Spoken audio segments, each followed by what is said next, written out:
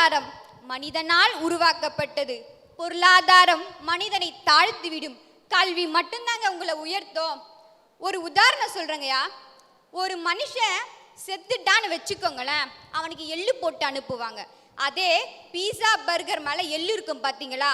ஏன்னா அந்த தயாரிப்பாளர் கம்பெனி சொல்கிறான், உங்களுக்கு பீஸா பர்கர் உங்களுக்கு தரேன்னா எள்ளு உங்களுக்கு எப்படியோ நீ சாப்பிட்டு செத்து போயிடுவ, அதனால தான் உனக்கு இலவசமாக நானே எள்ளு போட்டு தரேன்னு சொல்கிறாங்க.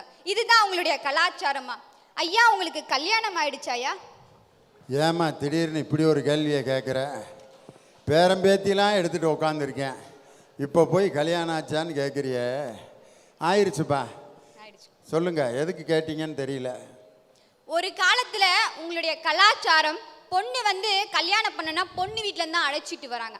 அதே உங்களுடைய கலாச்சாரம் தான் இப்போ பியூட்டி பார்லர்ல இருந்து கொண்டு வராங்க. இது உண்மையா இல்லையா?